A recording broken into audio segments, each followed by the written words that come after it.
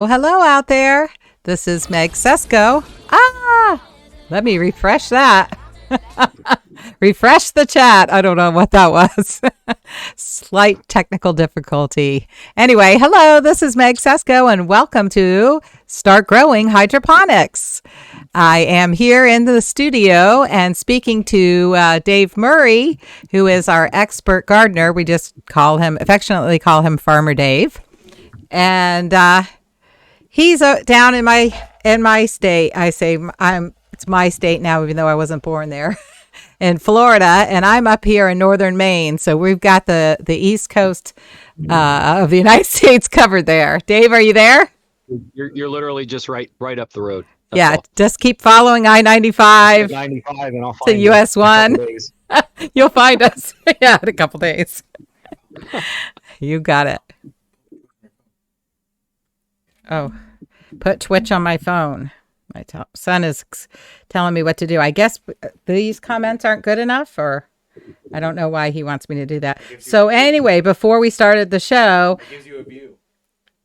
Dave had to go rub it into my face that he was eating my favorite sandwich at my favorite place in Florida, the tuna. But he said today's wasn't quite as good. As I said, still better than any tuna sandwich she's had in a while. Yes. Because you can't get that up there. Actually, you probably can get that up there, I guess. Huh? I guess you probably can get anything, but it's going to be shipped from far away. It's not, you would think tuna seems like it's a cold water fish, so maybe it would be out here, but I've not seen any tuna. I can get salmon in Florida, so. Yeah, that's true. But I have to say the salmon and lobster I've had so far in Maine has not really been that great. And so we were just talking about there we go. We were just talking about the lobster, and you were saying lobster. It's different. If you're used to the lobster, Florida lobster, like spiny lobster, it's a totally different flavor. The lobster in Maine is it's more bland, I guess is the way to put it. It's just a much more mild flavor. It doesn't have the flavor that the lobster has here. I wonder why. It's a matter of what you're used to. Yeah, I do like the Florida lobster. And I went to this place called Governor's, which is a franchise around here. And it's pretty good, like a nice bakery and diner type place. But every year, once a year, on their birthday or whatever, they have a big lobster roll day, and you could get a lobster roll for like $8, $7.60, and $1 more if you want fries or something. So it's packed. It's like you could pre-order. How many do you want? I mean, it's like a crazy day. But I did get one for everybody here at the house, and maybe two I got a whole bunch of them anyway. I wasn't really that impressed. I think you try to pull that off here and you'd go broke in one lunch. Yeah. That's my cousin said in Boston, $65 for a pound of lobster. Of course, it's pre-cut or pre-opened or whatever you call that. But $65 a pound, no thank you. Yeah, that's Florida lobster here. Retail has gone up to like 50 and change, depending on where you get it, of course, obviously. Wow. But, yep. So next time I'm down in Florida, maybe I need a ride on your boat. I think what we need to do is figure out how to grow lobsters hydroponically, and then. Somehow I don't think that's happening. I don't think that's going to happen either. However, I know people put shrimp in hydroponic or aquaponic systems. Aquaponics. Yeah. But it's like farm raised, everything. If farm raised fish just doesn't taste the same. Like we were talking about salmon, right? Right. You get farm raised salmon, you'll see color enhanced or through feed, right? I'm not into that. Not me either. It's not good, not healthy. I want it to taste good more than I want it to be bright red. But if you got to add color to make it look natural, then it probably isn't going to taste super natural either. And I have yet to find anything farm raised that's as good as wild caught. Absolutely. So. Absolutely agree. Especially when it comes to salmon. Boy, you get these people, my mother and stepfather Both have passed now, but they used to have a friend that would send them wild Alaskan salmon. I mean, frozen, like they caught it and sent it to them. Right. And they never were fans of salmon, but I would always take advantage of that. And there's nothing better, in my opinion, than Alaskan salmon. It's That's how just I got hooked on it. I went on a cruise with a friend of mine. We went fishing, caught some salmon. We actually had it shipped back to our house, and it was there right when we got back, when we flew back. wow, And cool. and it was fresh, and we grilled it, and it was amazing. And I'm like, wow, I never realized that I like salmon that much, because I'm a picky. I like fresh fish, but Right. so I never realized I like salmon that much. I'm gonna try that again. And I went to the store and bought a piece of salmon, and it was awful. Right. And most people overcook it, and that makes it awful also. Yeah, I know. I grilled it with the skin side, skin down, and put some stuff on it. But yeah, farm raised just isn't. It's just not the same. And now, of course, a lot of the farm raised stuff comes from. We won't even mention it, but where it comes from. But they just don't feed it the Right. same. We don't know You what's know, being, just yes. you don't know what it's getting. And it's mushy and it's yuck. But Right. Now, here, how do you here's feel something they though? don't. Okay. Here's something they don't eat in Maine. I bet. What's That that? made me think of farm raised frog legs. Oh, yeah.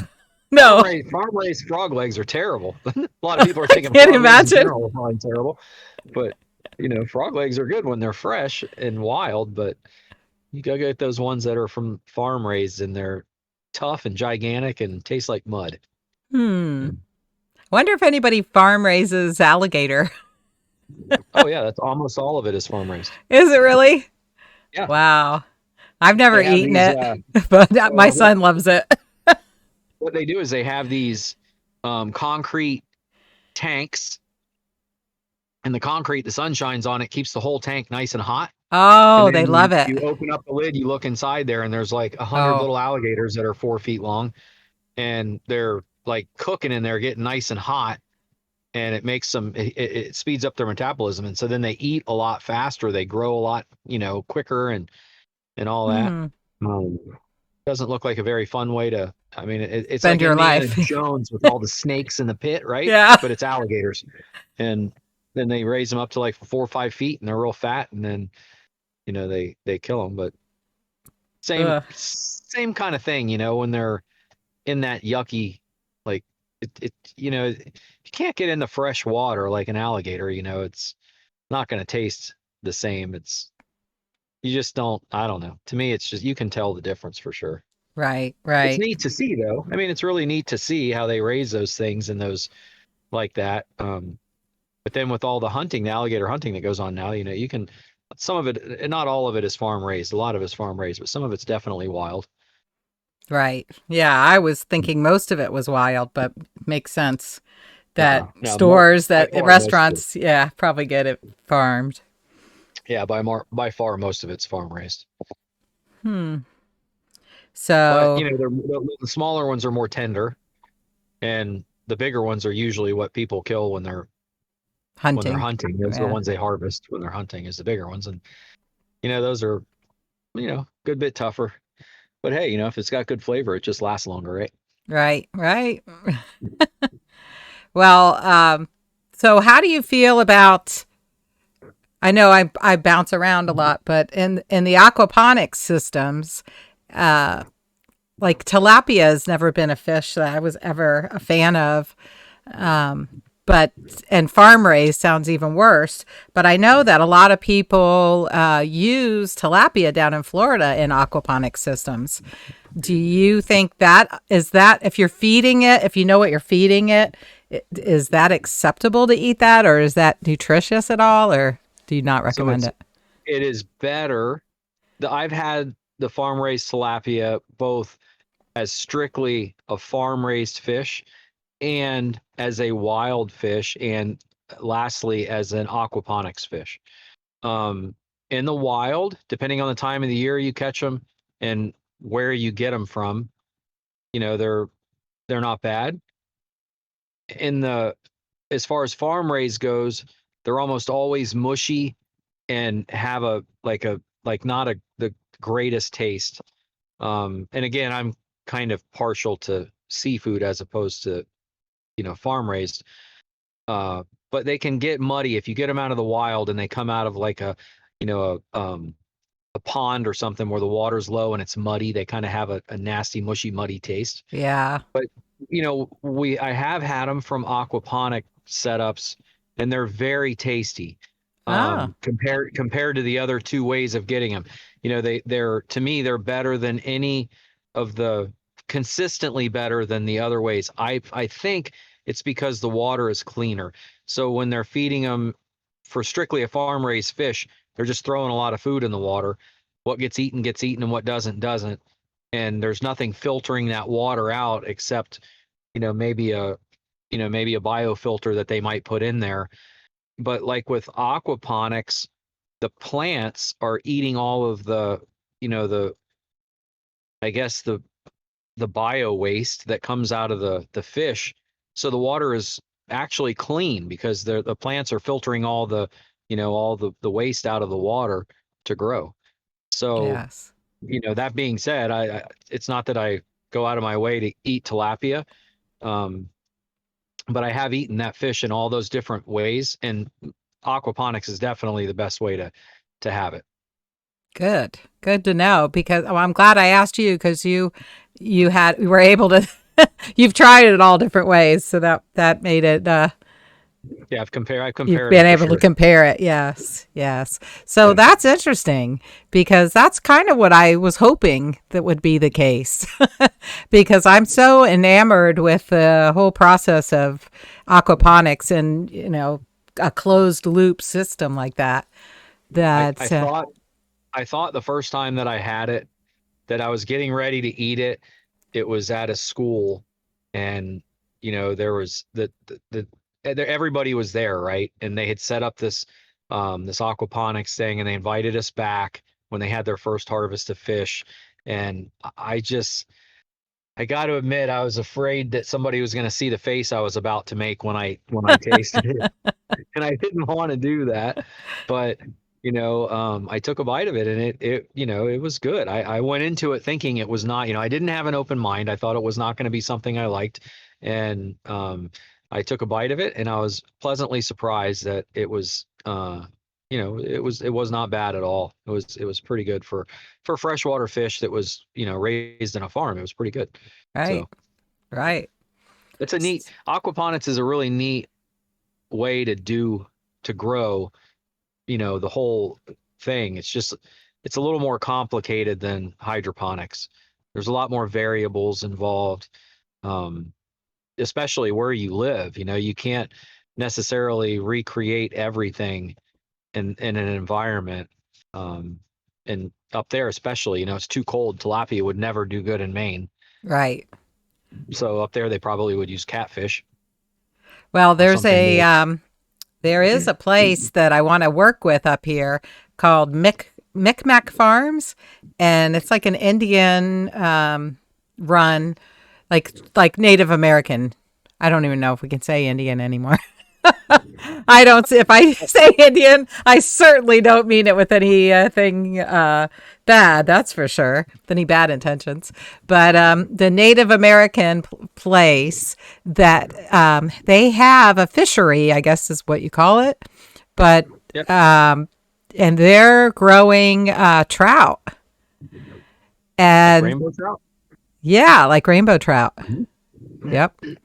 And so I thought, that sounds a whole lot better than tilapia, because I know we're pretty limited down in Florida. I think that's our choice. Tilapia, maybe what? Catfish, maybe? Bass, Yeah, but maybe. as far as doing like an aquaponics or raising them, yeah, bass don't really, Do they work? until once you get fingerlings, bass is grow good as fingerlings. But then once they get bigger than that, they need a lot more room to grow. Oh, that makes sense. Catfish seem to just grow. They do pretty good. Uh, Rainbow trout definitely wouldn't make it down here. It's too hot. No, but up here would be perfect. Yeah. I think. And so what's interesting, because I went and toured the place, and They are filtering. Well, I don't know. I don't know that much about fish to begin with, but they filter all the waste out, and I'm seeing things that look like aquaponics. So I thought they were doing that, but because they also have vegetables and things that they sell, but what they were doing was using the waste. They do use that wastewater. Somehow they were drying it out, I think like into a powder or something, and then they were putting it on the soil of the ground they're going to grow on next year. So That's an interesting. isn't So it's that sort of like a combination of doing aquaponics, except you're putting the same nutrient on the ground instead of just growing the right? plants in the water with it. Isn't that interesting? And so I Yeah. mentioned to them about aquaponics. I'm like, have you ever thought about, you could do this and then the water could be clean from the plants and then come back and feed the fish. And as it continues, he's like, ooh, that sounds really interesting. So in the future, that's my plan is to try to do a project with them and do an aquaponics system with You these would you would people. have to you would have to make sure that you keep the water warm. Um, like, they have the same problem here with the tilapia. Once the water tilapia die when the water temperature gets below 60, and they slow down eating when it gets, as the water gets colder, um, below 70 and 65, they really stop eating when it's below 60. So that means on the way to 60, they slow down eating because they're not eating at 60. Right. So in the wintertime when we grow here, um, that's when the plants need the most nutrient, and that's when the tilapia are like refusing to eat. Oh, So the best way to do it is to maintain a constant water temperature to keep everything going right. Um, but then in the summertime, it's the same. With water, you have to keep it cool, because once the water that you're putting the plants in, once it gets up to 80 degrees, it won't hold the dissolved oxygen that the plants need, oh, for you've for got the to root keep the health. regulated on the temperature versus what fish need and what plants Right, need. Gotcha. right. And Hmm. you'll if you go online, even though you're online right now, I usually tell people don't go online to learn about this kind of stuff. But now that doesn't really work. It makes me a hypocrite. But Well, but if you look, you'll see where people say, excuse me. "Oh, you just take a bubbler and you put a bubbler in the water," and at the end of the day, if the water is over 80 degrees, it loses its ability to hold dissolved oxygen, and that is detrimental to the plant. So you can put a bubbler in it all you want, and it's not going to really it's not, the oxygen's not going to make it to the plant the way it's supposed to. So you got to kind of keep that water temperature right. Hmm. You have to find a happy medium between what Yeah, the fish want exactly. and the plants want. Yep. Keep Probably the plants siding more on the plant side, I would think. The fish are probably a you'll little usually stronger. The plants usually love it if the water, believe it or not, is like 65, which Oh, is pretty okay. cold. Right. That's pretty cold, but plants love that. And it could be because it holds more oxygen. But like I said, then when you get down into the 60s, the tilapia slow down. So you either have to get more fish packed in there, to get the same amount of waste if they're eating less, or you just warm the water up like 5 degrees and then everybody's happy. Right. Hmm. Very But interesting. tilapias, and they grow really fast. It's a very fast growing fish. Um, Yes. Yes. they don't really stop growing. That I shouldn't say they don't stop growing because of the size of their tank, because I'm sure at some point they would. Um, you can't put a 5 pound fish in a 4 pound bucket, Right. or something like that. but but they grow pretty big in a small area. You can put a bunch of them in there and they'll grow fairly large, obviously large enough to harvest and get, a good amount of meat off of, and then just replace them. One of the other things though, that the problem with that is they have babies, lots of babies, and Oh. the babies, if they find their way into the tank where Oh you have no. your Yes. plants, they'll eat the roots. And Oh, they'll be and you living can't, down in yeah, there. So you can't let the babies, and the babies are teeny tiny. So you have to make sure that the babies don't get in that part of the system. Otherwise you'll have, again, you'll have huge problems. So that's why I say there's just when it comes to aquaponics, it's really neat, but there's a lot more variables and it can be a lot more complicated. Right. Well, for now, I'm going to stick to hydroponics, but I really do want to move towards aquaponics in the future. That is the goal. And I'm hoping to get some, collaboration things put together here in the state of Maine. That would be cool. Yeah. So now that we've totally gone off subject, by the way, we don't ever really have a script or too much of a plan for this podcast. So we easily can get off track, and that's okay. There's nothing wrong with that, because really we keep an eye on the chat. If we have questions or comments, please feel free to leave your questions, comments, or reflections, whatever you want, into the chat, and we'll be glad to answer those, and we don't mind getting off track at all. Please, no comments on Meg's use of the word Indian. Yes. I might have to edit that out now. Now, if you want, as I mentioned in another podcast that I did, that I am totally politically incorrect, and I don't care. I don't care if you want to call me a dizzy blonde or a wop because I'm Italian. I don't care. And people need to buck up, Buttercup, and just get over it. That's how I really feel. Call me Ginger. Ginger. Oh, goodness. So anyway, yeah, so there's that.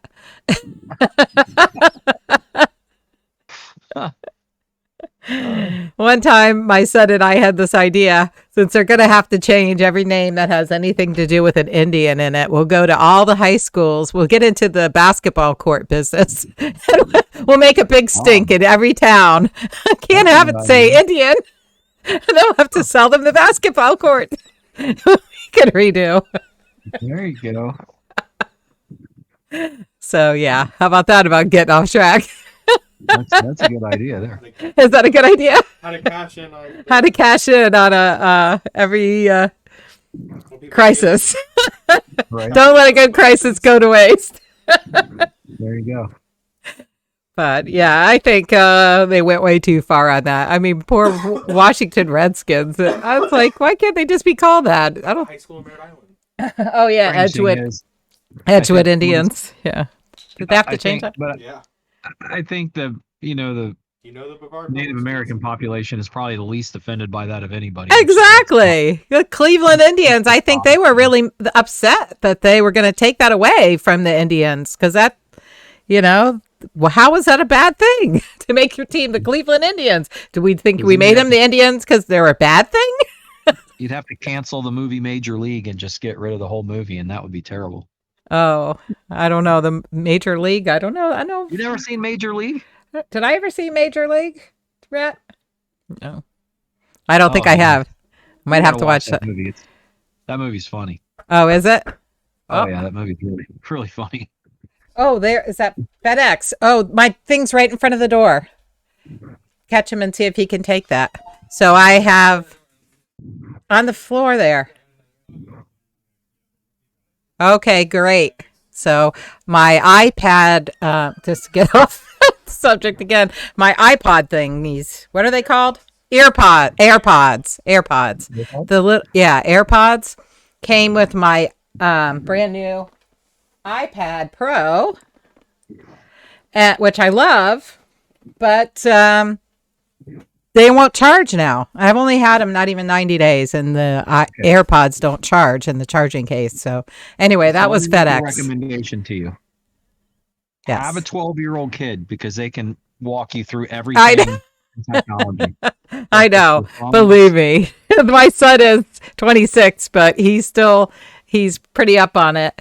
And if it wasn't for him, I wouldn't be able to do this right now. This whole. Right.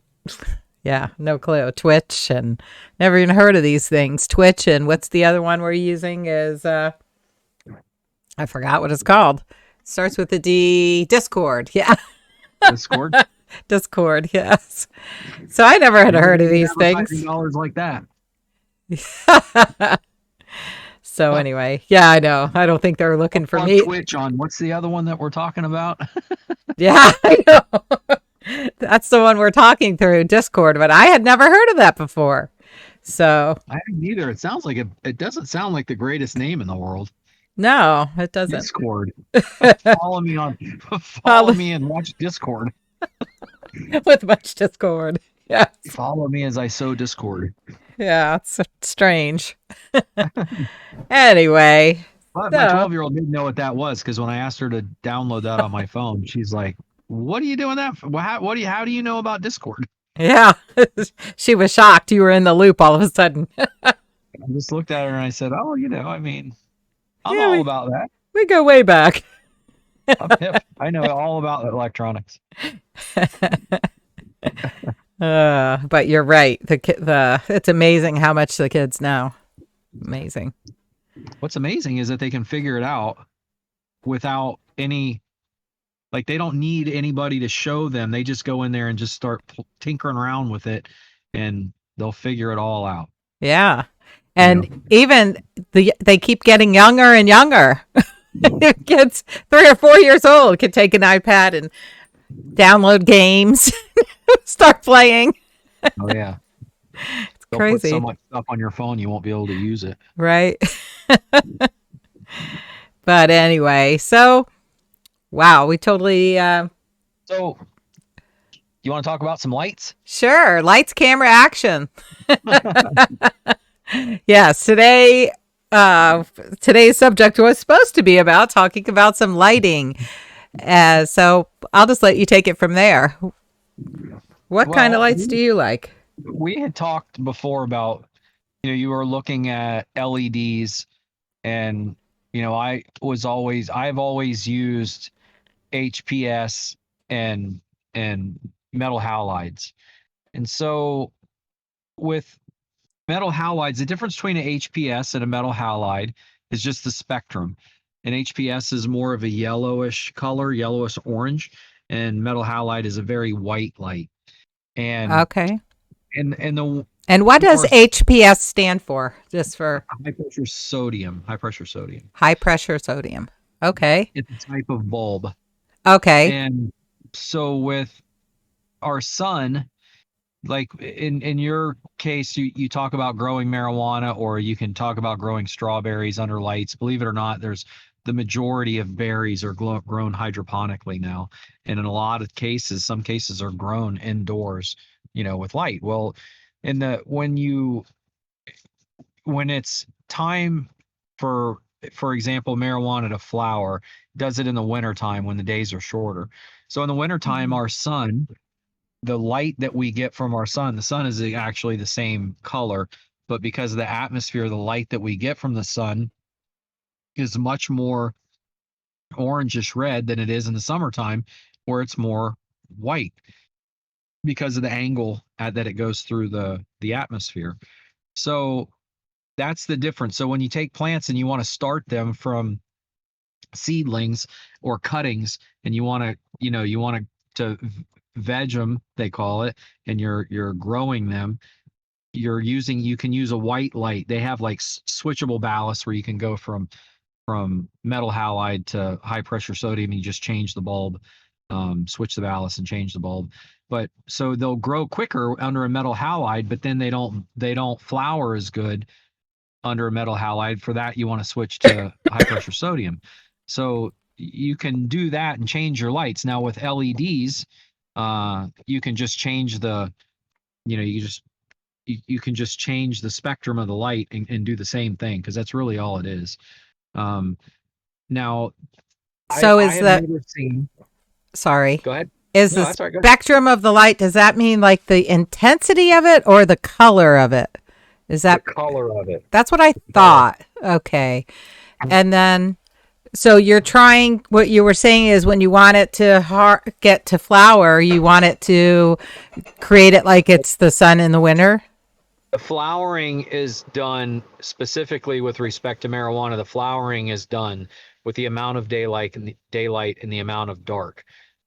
You can make them flower with metal halide lights just simply by turning the daylight hours down and increasing the hours of darkness. But you don't get the same yield. You'll cut back on your yield without changing the spectrum of the light to something more red. So with Oh, berries, for okay. example, some of what they do um with the berries is they'll literally put like a red cloth underneath the plants, so when the light shines down it'll reflect back red, and it it gives you even more red because there's something about the spectrum of the light that helps with what it is that the plants are doing. So that's always good. Now with the LEDs, I haven't, I've only worked a little bit with LEDs, but I have yet to see anything concrete that says, okay, these things work better than the high pressure sodium and metal halide. Now they can make a metal halide light with an LED the same spectrum, but the high pressure sodium is a little bit different. And usually when you see LEDs in a room, you'll see like a series of red and blues and just different lights. But I'm not really sure that it does as good. But that I think you would have to just experiment on your own, try it out, and see what to each his own, right? And see what works different. The one good thing about LEDs is they don't use a lot of power. They don't create a lot of heat. Right. So that's good. But then in an indoor environment, the bad thing about that is you have to be able to get the humidity out of the room that you're using. And the only way you could get that humidity out is to heat up the room and either put a dehumidifier in there, which is going to Mm. heat up the room, or use a hot light that's going to cause an air conditioner to run more, and then you use the dehumidifier to run the air conditioner. And Ooh. so that's kind of one of the only, you got to get the humidity out of the room somehow, because those plants transpire a lot of moisture. And if you're not getting that moisture out, you'll have a lot of mold problems really quickly. Right. Right. So, if I understood, the LED first creates the problem that it doesn't allow the plant to transpire as much. Is that why you don't get as much humidity in the air in the beginning, or No, the or LEDs don't get as hot. So the plants take in a certain amount of water, and then right? they transpire basically the same amount of water minus whatever they retain through their growth. You know, Obviously a plant that's 4 inches tall is not going to hold as much water as one that's 2 feet tall, and that's big and bushy. So Right. that's not water that they're transpiring out. But if a plant takes in, 2 or 3 gallons of water, for the most part, it's going to transpire out, believe it or not, 2 or 3 gallons of water. So it's putting a lot of that moisture right back into the air. It takes it in and then just puts it right back into the air. So you have to filter that water back out of the air, in some way. Otherwise, you'll reach 100% humidity, and then that's where you end up with, Mold. ideally you want like 50% humidity. So you want to get that humidity out of the air. Otherwise, you end up with a lot of mold issues. So with an air conditioner, if the plants take in 5 gallons of water to keep the same humidity, that air conditioner will ideally, the right setup will pull that 5 gallons of water out of the air while keeping the temperature where it needs to be. So if you have an air conditioner in a room, for example, that's oversized, it will not pull the humidity out of the air. It'll run very briefly, cool the room down, but it won't have time to pull the moisture out of the air unless you have a variable speed air handler or something like that or compressor. That's a whole other subject though. But yeah, the air conditioner is what takes the moisture out. And if you have a light in there that doesn't produce a lot of heat, the air conditioner will not run and it won't pull the moisture out. So then you have to put a humidifier in there to get the moisture, a dehumidifier in there to pull the moisture out. and Okay. thereby you're heating up your room anyways. So what's the difference if you're heating it up with a light Right. or with a dehumidifier? It's the same thing, it's energy, and you're not really saving yourself anything by putting in, LED lights necessarily, particularly if they don't work as good as, the like an HPS. Um, I think that LEDs work as good as a metal halide.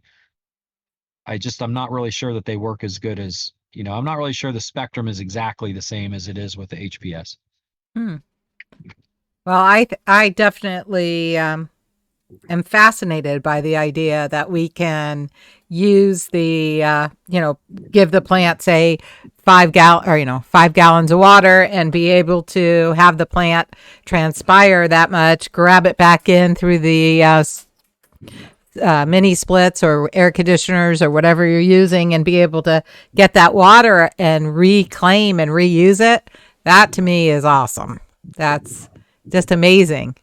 Yeah, And it works really good. It works really well. I have seen instances where the over time the water will become toxic, with some sort of a fungus that will grow eventually. oh, Again, just over time. maybe through the Um, lines of the air conditioner or something.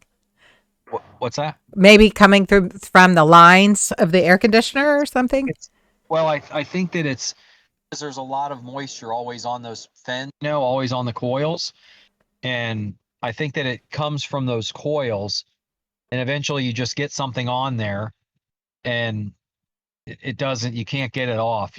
I've seen people try to clean them, spray them, but all it takes, is just the tiniest little bit that you don't get cleaned, and it'll just continue to grow. Ugh. Does that make sense? So It's like a it's moldy kind of thing growing on there. Just exactly. right. If you don't kill it all, 100% of it, then it's in a perfect environment to grow, and it'll just keep growing. Gotcha. And you won't realize that it's doing something to your plants. It'll be a very slow, frog in the pot. Something's not right. Can't figure it out what it is, and then next thing you know, it's like, oh my gosh, we got a major problem. Right.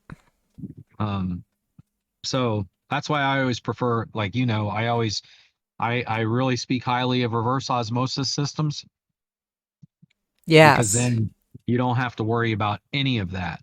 Um, So you that can being just said, use that reclaimed water and put it through your RO system, right? sure, yeah, you can do that. Absolutely, absolutely. But I've seen air conditioners last for years. People use them for years, and it's kind of neat, when you realize, wow, look at that. That air conditioner pulls out the exact amount of water that these plants use every day. It's interesting anyway. Yeah, I think that's really cool. The little things in life. Yes. But in some areas, I was thinking if someone had a hydroponic system and, I don't know, maybe it would, if they could get it to be something that wasn't too complicated, it could be used in areas that are drought areas pretty well, because that really doesn't use that much water. And if you can reclaim and reuse the water, even better. No, yeah, you're recycling the water for sure. And that's something that you can't do outdoors. Right. Right. That's just another benefit. I'm not going to say that it's green. It's in no way is it, I don't know if this is the right term, but in no way is it greener to grow indoors than it is out, for sure. But that is definitely one advantage. Hydroponics in general it's a way more efficient way of growing than geoponics, which is like dirt farming. Way more efficient because you're 90+% efficient with your water usage in certain systems, whereas and almost 100% efficient in other systems. But if you're just a farmer and you're growing in the ground, you're lucky if you're 20% efficient. Mm, And if you're only using 20% of your water efficiently, then you're probably also losing, the same amount of fertilizer, right. because with all Washing the it away. runoff that you have, yeah, it just washes away. It leaches, and you just lose a lot of it. So it's definitely a more efficient way to do things for sure. I believe it's the future of where our farming is going.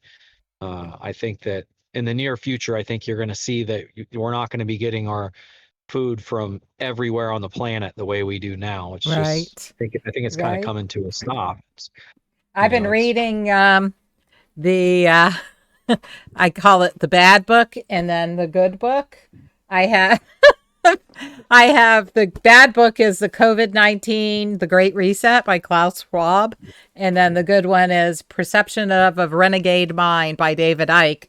But both are oh, talking about the same thing. Are you familiar I'm with either? thinking the good book's the Bible. I It know. talks Since I about some said of that that, stuff too. it does. It talks about. You're right. But but even in the bad book, which I call this the bad book, the COVID-19, the Great Reset, it's telling us what the plan is for the globalists and stuff like that. What they want to do is this Great Reset, and they're going to pull climate change into it as much as And possible. and the growing the food and the way the food chain operates and where you get it from definitely is touched on in Yes. all of that stuff. Yes, that's It's what I was going to there. say. It's definitely touched on in all that. In this It's book, it specifically states that that the people are going to, and which we've already done, shorten the supply chains, because when we realized we're in a pandemic or whatever, and all our antibiotics are made in China, and we're like, wait a minute, kind of set ourselves up for disaster. We don't make anything anymore. yeah. So when it comes to food and healthcare, and as you may feel the same as I do, food is healthcare. So, Probably the single largest national security issue we could possibly have is yes, food. food and water. Even more, yeah, food and water, even more so than fuel. I mean, Exactly. And people want to go stock up on toilet paper. Come on, people. all you got to do, Meg, is run out for about a week, and you'll start stocking up too. Hey, if the world has gone terribly wrong or whatever, if the world goes mad and we don't have any electricity, the last thing I'm going to really care about is toilet paper. I'm going to be using. I got a lot of old T-shirts around here. I can use them. Wash them out. Right. Come on, people. Am I the only one that thinks like survivalist mode? I need to be able to have food to eat, seeds to grow food, to eat more. It's Water, a way to treat water, that kind of stuff. But anyway, That is funny. so yeah. So the supply chain, back to, excuse me, the Klaus Schwab thing. He was stating that the food and healthcare things will start becoming a shorter supply chain, and that's like the only thing so far I can 100% agree with this guy on. We need to bring it closer to the person that's going to be the user, the person that's going to be eating it. The end user. Yeah, Yep. absolutely. Yep. Especially So food. yeah, exactly. Especially food. It's And let food there's be really thy no medicine. reason. So let There's really no reason, for food. I think they say the average for that food, the average distance it travels, somewhere in the neighborhood of like 1,200 miles ugh, to get to your store, like on average. Now, obviously, we have food at our store that's grown here in Florida, but it's kind of strange that, right in the middle of our strawberry season, you can still buy strawberries at the store from California. right. I Sad. mean, to me, it makes no sense. It does. It You know, doesn't. it makes no sense. Absolutely. Because the only, I thought, all right, I'm coming to Maine. I can't wait to get blueberries and salmon and lobster. I have yet to see any of the blueberries sold in the grocery store here that say Maine. The only ones I found that said Maine were frozen. So it wasn't like it just got here locally. It was just like everybody else in the world can use these for smoothies. And by the way, they were grown in Maine. So let me ask you this: the oranges that you get in like Indiana, say, absolutely awful. Oh, Nothing good about them, right? Nothing good about them at all. Um, are the blueberries that they have here terrible compared to the ones they have in Maine? Like the good, you know what I mean? Like if I went to Maine and had blueberries, would I never want to eat blueberries down here again? well, I wish I could tell you. That's been my problem. I couldn't believe that there was, I thought I would see like roadside produce stands with fresh picked blueberries. Oh, Boy, so was there's I like none, really. mistaken. There was none. Who eats them all? I don't know. They ship them away? I think they ship them all away. I know, like, I see the lumber going out of here. There's a train, like, right by our house here. It goes, like, I'm, like, thinking maybe 2 miles an hour. I never seen a train move so slow. It just inches along. And it's filled with lumber and wood chips. And it's all going to Canada. And the potatoes here that they're all growing all the time because it's huge potato farms here. I think those are all going to Canada too. So I think everybody sells their things to another country because they probably make more money doing it that way. I don't know. That's interesting. Yeah. Interesting way to look at it, I guess. Yeah. I just can't figure it out because we certainly have a lot of lumber here, but lumber prices are gosh. still high. If you go to the port, like I just left the port, right? And if you go to the port, and Rub it in, Dave. Rub it in. acres and acres of wood, pallets of lumber stacked, I don't know, 4 or 5 stories high. Oh my gosh. At the port Acres there? of it. Yeah. Yeah. Yep. There, I mean, everywhere that you go at the port, there's container ships full. I mean, just loads and loads of container ships have been brought there and emptied of wood. I mean, you drive through the port, you can smell it. Wow. It's crazy. Yeah, it's crazy. So much wood. It's nuts. So that's Absolutely. well, I'm happy to hear DeSantis telling the people to bring their ships over to Florida. Keep the economy going. Uh-oh. Oh, yay. Thank you for following me, Mad Mods for you. uh, so, uh, the port there at Port Canaveral is that, I mean, I've been seeing that DeSantis is saying, bring the supply ships over to Florida. So how's the port looking out there? Is it backed up at all or? It's a political speech that he's giving. There's no way they could do that. There's only one place in the port, really, maybe 2, if Rinker was willing to give up their spot. But there's really only one place in the port where you could unload anything, and you wouldn't be able to put anything there. It's already loaded with wood. Oh, so why is there all this wood sitting there? Think about the port. The port is cruise ship. It's the second largest cruise port in the country. Second to Miami. Right. So it's almost all cruise ships, and their Air Force base is there. So it's not like it's not like there's anywhere. For one thing, they've only got cranes in one spot to offload stuff. There's only one place that they would be able to offload anything. And it takes, if you've never seen them unload a ship like that, it takes a day to unload a ship essentially and get everything out of there. And then get the boat back out of there. I think you're rushing to do that in a day, I think. So imagine if they were to get all those boats over here. For one thing, they'd have to probably go through the Panama Canal. That would be a disaster. Right. He wasn't saying the ones from he even corrected the reporter on the ones from California, but he said in Savannah they're having troubles and those could come down real easily. Sure. Yeah. They could everywhere, but I don't know. It seems to me that I may be oversimplifying it, but it seems to be there's easy solutions to a lot of these problems. I think there are too. I think the main solution is government should get out of the way of business and let them do their thing. But you're talking my language now, Dave. What do I know? I don't do. That's way out of our pay grade, right? Yeah. If government gets involved, it's messed up. That's the way it works. Schwab is figuring it all out as we speak. Yes. He's figuring out how to destroy the economy. He doesn't want it to do well, so he can take it over himself. It's crazy. Careful, Meg. Don't get banned I already. know. I know. It kicked off. But Oh boy. But yeah, the supply chain when it comes to the food is, whether by design or whether because it needs to, is definitely going to be changing.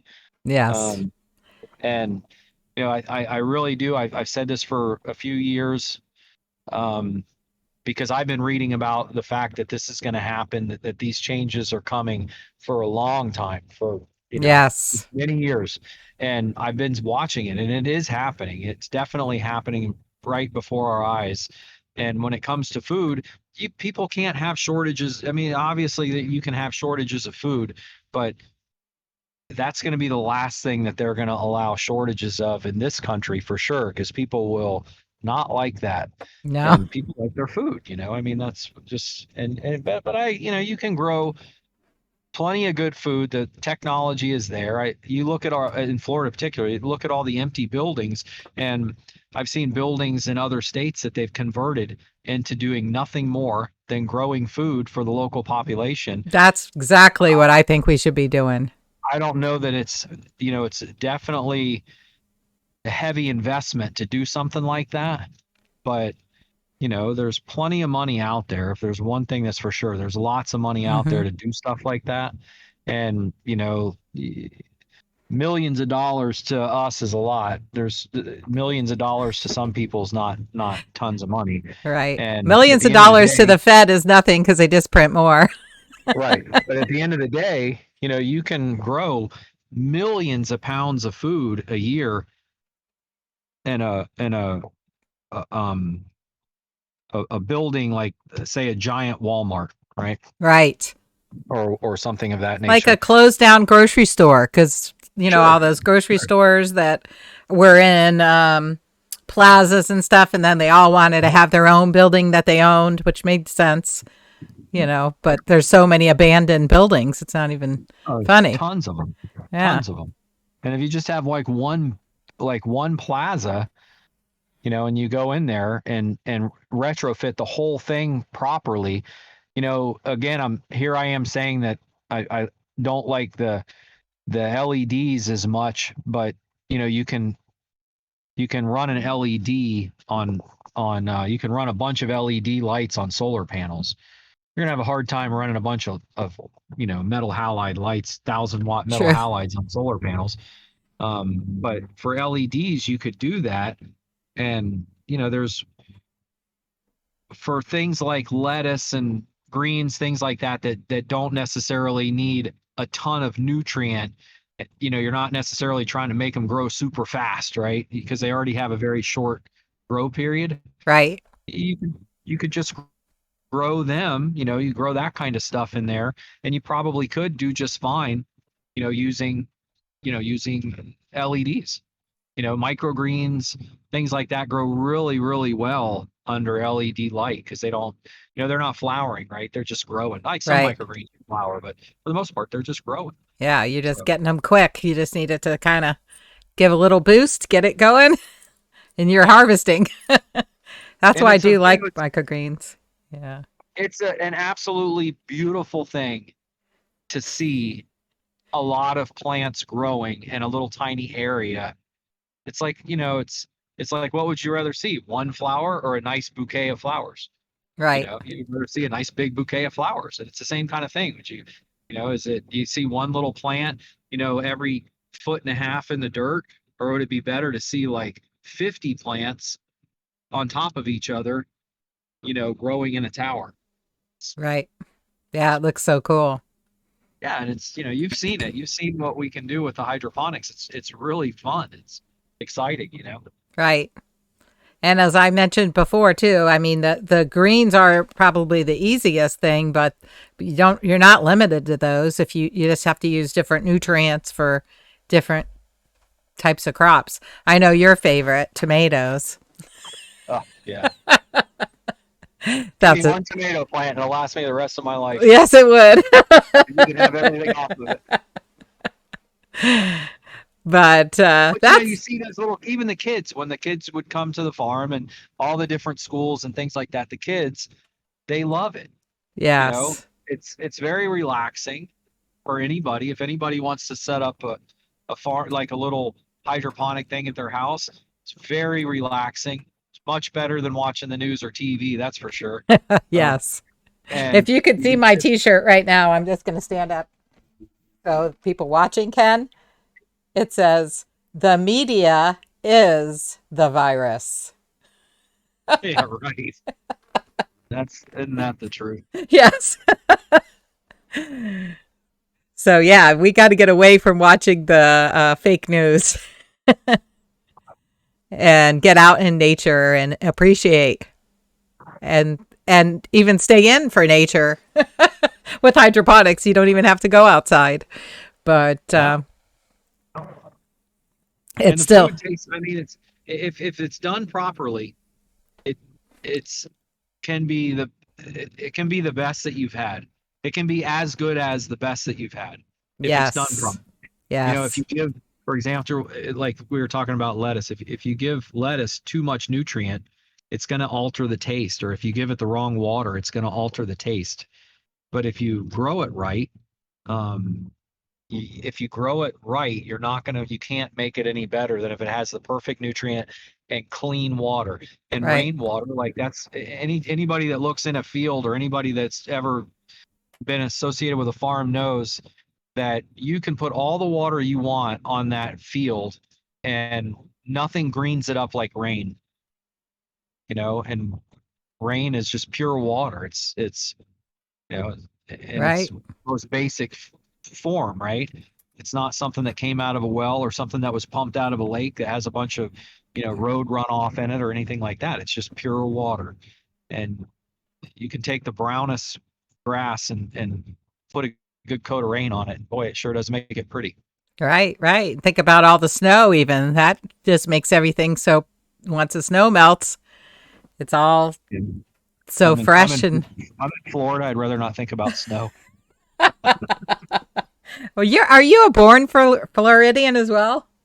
Oh yeah, sixth generation born Floridian. Oh, that's right. I do remember. We Embarrassing. went down to your where your family's from one time. I do remember Yeah, that now. Stuart. Yeah, Stuart, Stuart. yes. That was Yeah. fun. And even they were farmers. They were pineapple farmers and bee farmers. Ah, Bee farmer. I don't think that's the proper term. yeah. I forget what they call that. Uh, But there was something I was going to say. I forgot. Um, well, anyway, we definitely we realize that there is definitely a market for bringing the produce closer. So I really think that is the future, getting reusing these buildings. And I like the idea about the utilizing the solar concept with it too. yes, solar is expensive, but it has its advantages for sure. We don't up there. I think. Do you guys do wind up there? Yes, they do. At least I see it in Canada. I mean, Canada is so close, I can just look over and see Canada. So on the Wind in mountains, Canada. yeah, I can see the mountains and they have the wind Oh. tunnel things on there. I'm not crazy about windmill things because I don't want to see that on the top of the mountain. You know what I mean? Yeah, they're not pretty. No. They're definitely not pretty. And they're way up Especially if high you're, like that. So everybody especially if has you're to a see it. bird. Yeah, definitely not. Whacks you in the top of the head. Yeah, it's not good for birds. I'm not a But here fan we of don't. so much of that. Here we don't have. We don't use wind in Florida. We have our trade winds, but they're just not strong enough on a regular basis to really support, the big wind farms. We just do solar. But up there, I'm pretty sure you're too far north to really do solar. Oh no, there's solar here. What's that? There is solar here. Yeah, there's solar Is farms right down the is street. Yeah, Really? Are because they big solar farms? not Or like really. for houses? Yeah. Well, bigger than for houses, but not big Right. as I've seen. Not as big as I've seen in Florida. I But guess a lot of people, yeah, I guess some people I know up there that live off the grid, they use solar, so it's oh got to yeah, work to some yeah. degree. From what I understand, because I haven't spent the winter here yet, but from what I understand is even though it gets like super freezing cold, the sun is still out and blaring. Yeah, no, it's the temperature doesn't have it has a little effect on solar panels because they get hot is how it works. Um, it'll depending on the type of panel you have, but the ones we have down here, the photovoltaic, but your day hours up there in the wintertime and even in the fall and spring, I guess, are so short. Like, what is Yeah. your winter up there? 9 hours, 10 hours tops? Yes, it right now it's getting dark. It probably doesn't get light till I'd say maybe 7 in the morning, maybe about that 6:37 till it's light out. And then it gets dark now at like 5:30. 5:30, 6 Oh, o'clock. I mean, yeah. quick. And the Yeah. sun is like pretty low, probably. It's getting lower in the sky. Right. Now in the winter, I mean in the summer when I came here, I'm like, "Oh, I really don't want to drive at night too I don't see well driving at night." And I'm trying to get up here, I took it in many different stages, but the last leg of the trip, I thought, "Oh, it's going to get dark." And it was like 8 or 8:30, 9 o'clock at night, and I could still see. It was crazy. It was still light. No, what's crazy is in the summertime, yeah, you're waking up at 4 in the morning going, what in the world? Right. It wasn't so bad getting up to do my teaching early in the morning. I don't know if you know, Right. I was doing that still. The Chinese kids, and they're 12 Mhm. hours difference. So Yeah. I had to get up so early, but this is the last week of it. That's making me a little concerned as a side note. The mainland China will no longer allow their students to take tutoring classes, especially with foreign students, even though they all want to learn English and they learn it in school. So anyway, that program's ending. It was really sad today to say goodbye to my students.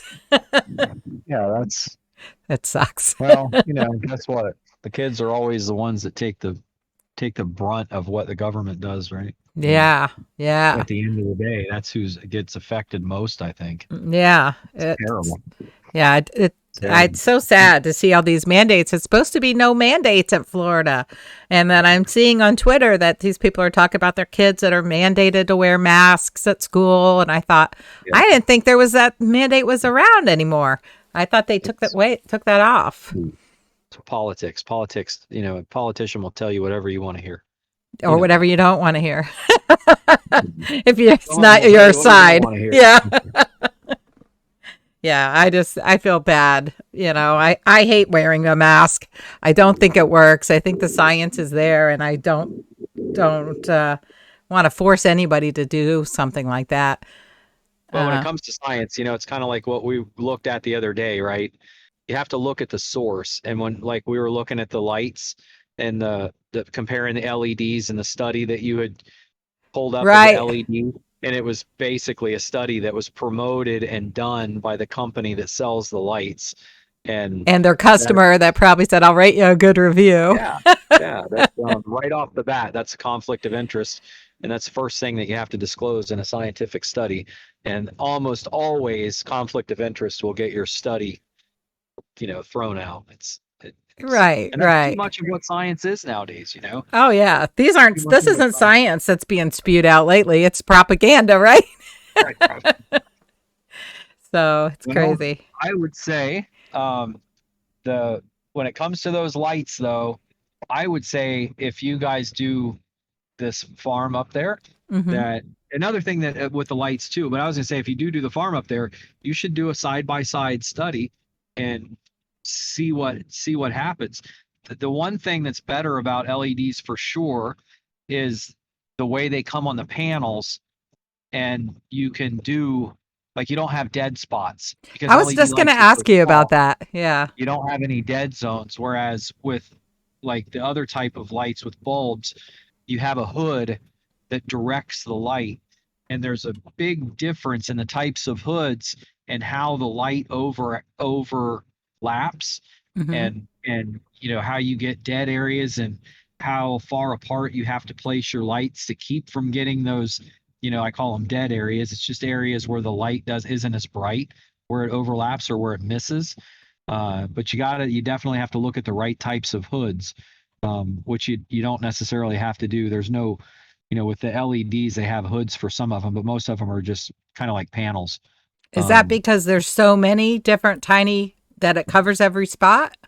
yeah, you can just get like basically boards of them and make a whole, Ah, some of them come as lights, but a lot of them, you just get boards of them and put them side by side like solar panels kind of, and it just covers everything. You get a whole, hmm. you get the whole field covered, right? And then you couldn't really do that with high pressure sodium lights. You can't have them that close together. You generate way too much heat to have that many lights. So in a 12 by 16 room, you put like 8 lights in there, and you have to get the right kind of hoods and to spread the light out properly. Um, Right.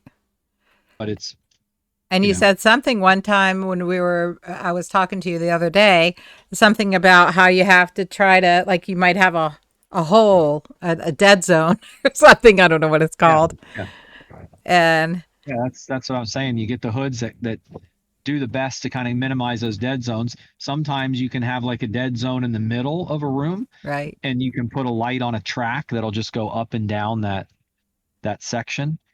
And it doesn't give it light all the time, but it gives it some light. Those dead zones, really what they do is they decrease, specifically with marijuana, they'll decrease the yield that you'll get, and the plants will be really spindly, and you'll get like a lot of kind of useless bud off of them that doesn't do you a whole lot of good. Oh, um, but that's kind of how that works. So I've seen sometimes people will take, they call them T5s, but they'll take like lights like that and put them on the sides to try to shine into the underneath the plants where it's dark underneath of them. Not dark like black dark, pitch dark, but dark like shaded somewhat. And you have like really thin growth. And that seems to work pretty good, but you have to be very careful. You don't want the light shining up underneath the leaves, because you can burn the plant up like that, because it's not designed. A oh, plant's not built to get light from underneath. It's built to that get makes light from on sense. top. So if you put a bunch of light underneath and light on top, So even somehow, reflection would be not so yeah, good. somehow it has a breakdown in the plant. It doesn't work very good for the plant. Oh, interesting. Hmm. So I'm still not 100% convinced either way then. Which is the best, HPS or LED? I think it sounds like the HPS probably is the best, especially for a cold climate like here. And also, you don't have to buy the dehumidifier. Um, but the LEDs are less expensive, less energy use, but not maybe really because you have to buy the dehumidifier. Right. Yeah, no And matter what, the most important part is you have to get the humidity down. You have to absolutely. figure out how to get that moisture out of the air at all costs. That's the most important thing. Hmm. So does the size of the area, the grow area, have anything to do with the lighting choice? Not necessarily. I mean, if you use 1,000 watt, if you use 1,000 watt light, it'll only cover a certain amount. So, like I said, if you have 8 lights, that'll cover a 12 by 16 area. Now, as far as that's a two-dimensional, size, right? As Right. far as the three-dimensional portion of that, you'll keep the lights down on your plants to keep them bushy. If you put a little plant in there and you raise the light way up to the ceiling and get the light away from the plant's just going to reach for the light. And then when it gets up too close to the light, it's going to slow down and kind of bush out. But you don't really want your plants to get super tall like that. You want to keep them bushy. You want to keep them fat and healthy, That right? was going to be my question. How tall do you typically want them, and how high does the light need to be above the plant? Generally speaking, the light it's different. Plants are different. You know, you if you get the light too low, you can tell because the plant will, like, plants can be happy and plants can be sad. If you get the plant too low or the light too low, the plant will start burning on top, and it'll definitely, before it burns, you'll be able to tell because it'll kind of start like drooping. It'll get sad really quickly. That light will burn it. It'll get too much, and it'll like sag down before it starts to burn. Okay. So, but depending on the type of plant it is, and where it is naturally from, right, and how intense the sun is where it's from, type of plant. It's a couple feet. You can have those lights down a couple feet from the plant, but when you start out with clones, they're really small, and you can't even have but one or two lights on. If they're 1,000-watt lights, like ideally you would start out with a 400-watt, but you don't necessarily have to. You can start out with 1,000-watt and put it on a A timer dimmer or something? no, you can put, well, yeah, you could do dimmers for LEDs, but for like one of the bulbs, if you have 8 lights, you put them on timers. So the lights, you get one that's on for half hour here, and then that one goes off, another one comes on for a half hour or an hour, that one goes off and another one comes on. And so it doesn't give that plant, it's not like that little tiny plant is underneath this super bright light for 24 hours. It gets a break. It gets like 15, 20 minutes of super bright light, and then it'll get a break until the other lights have all been on, and then it comes back on for however long. And so you're rotating. And then Okay. after you rotate one for a couple days, you might rotate a couple of 2 lights. And then after a couple days of that, you switch to 3 lights, and then you just keep going, and then eventually you'll get to the point where you can turn them all on at one time and everybody's good with it, but you got to build them up to it. You can't just throw them in there and flick the lights on and hope for the best, because it definitely will. They don't like that. Right. It's like everything else. It takes a little getting used to. And that light is really intense. If you've never been in a small room with a whole bunch of 1,000-watt lights going, bring your sunglasses because Yeah. it's bright. Is there something about a certain kind of light sunglasses you should wear in that Oh, kind I of don't. situation? Because I I was saw, just kidding. I don't wear seemed like I sunglasses. saw something with blue blue lens glasses. I don't know. I probably There's watched too many videos. well, you may be able, there may be something that I don't, there may be, and this is something I don't know, I would have to look into, but there may be a type of lens that makes you be able to see problems with the plant through the Oh, lens. You know what I'm saying? right. So like there's certain lenses that you can see ultraviolet better, that filter out ultraviolet better, or that you can't see certain colors as well, or maybe that enhance certain colors. So they may make a lens for sunglasses. If not, that's not a bad idea. Um, and for anybody that's out there, that's my IP. I came up with that first. But there may be a lens out there, that shows different colors on the plants, because as the plants aren't doing well, that the first thing that happens is they'll either get droopy or change colors. And so they may have something like that you can put on and go in there and spot problems easier. I don't know, Hmm. but Interesting I thought. yeah. I mean, that's kind of what they have drones that go into some of these real high dollar, like the really, really expensive places that do hydroponics. They have drones that operate, and they go in there, and that's kind of what they do with different, um, with different spectrums.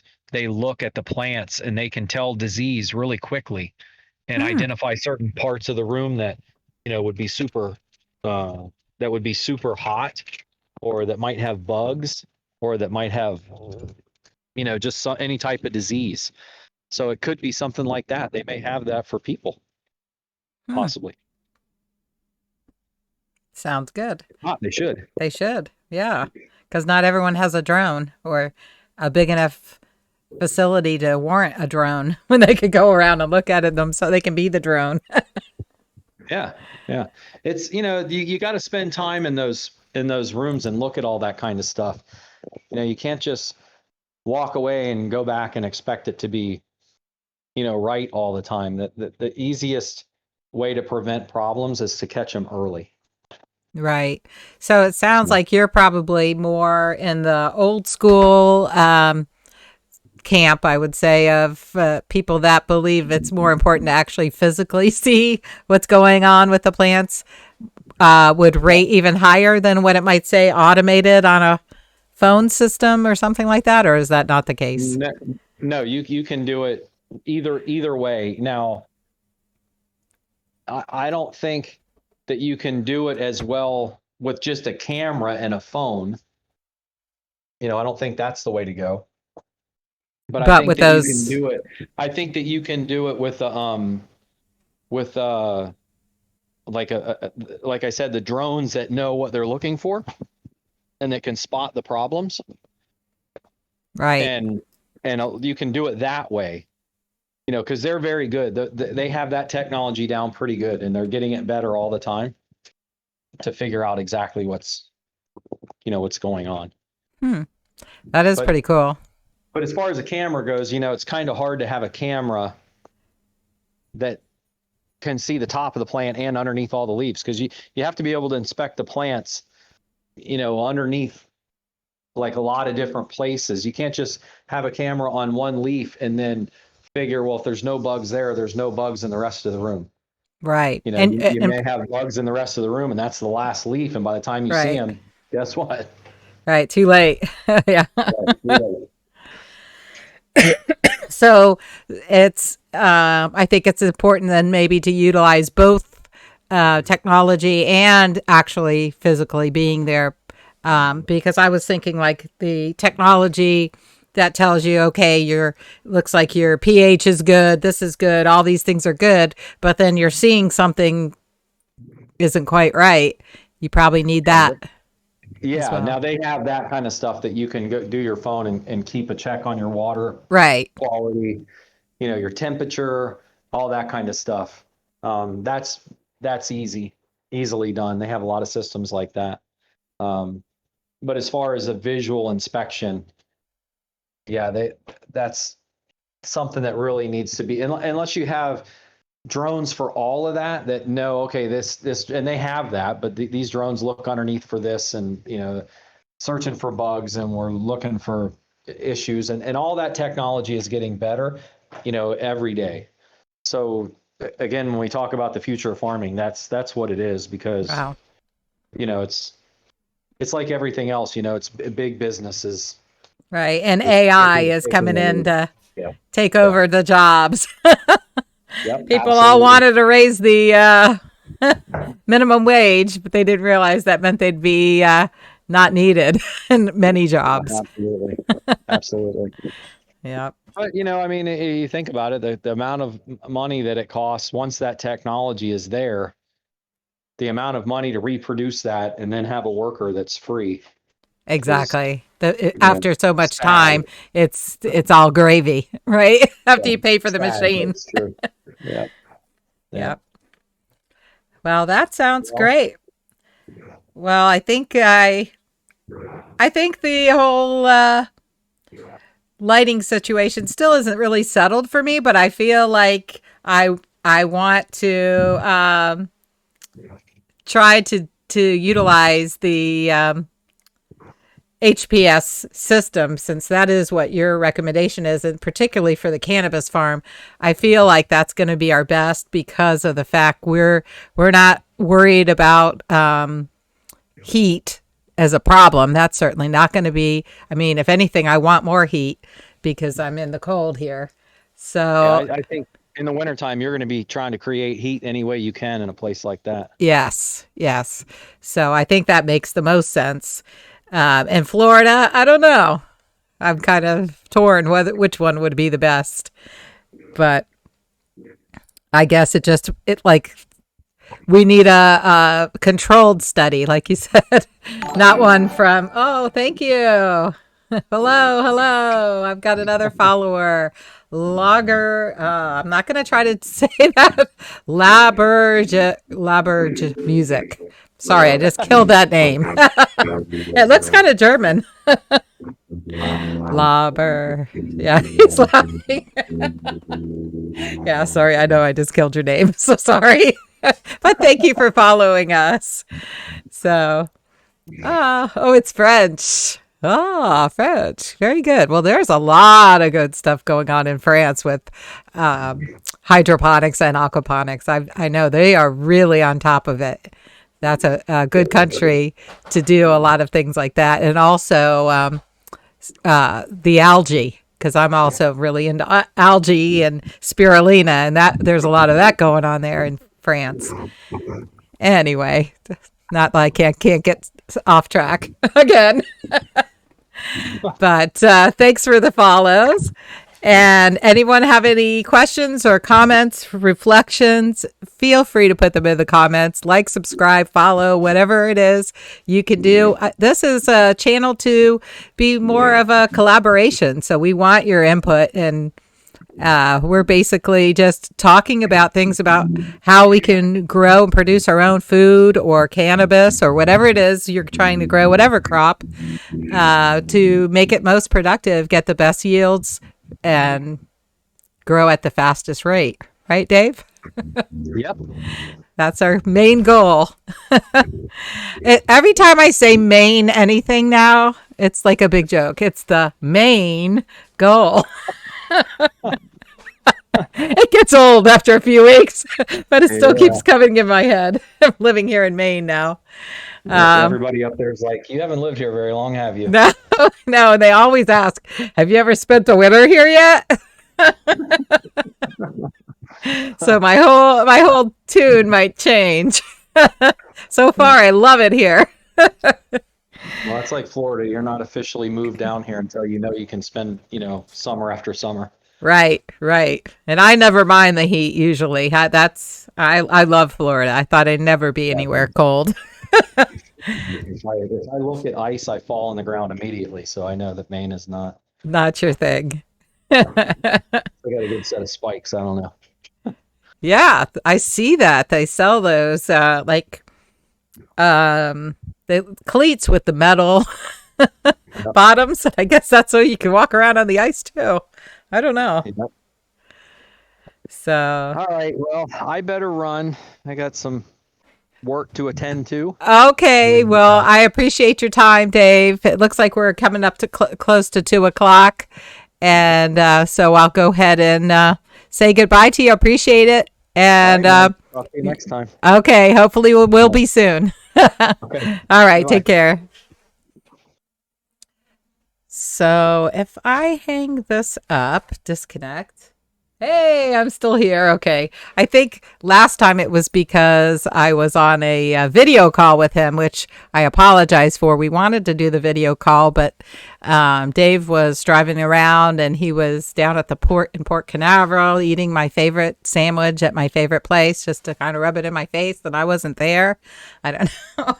But anyway, he wasn't able to get we weren't able to get a good connection. I'm not sure if it was my end or his. I am so close to Canada that the marker is actually in the backyard of this house. It's the disputed border of Canada. The house is in Canada. The garage, unattached garage, is in the United States. No joke.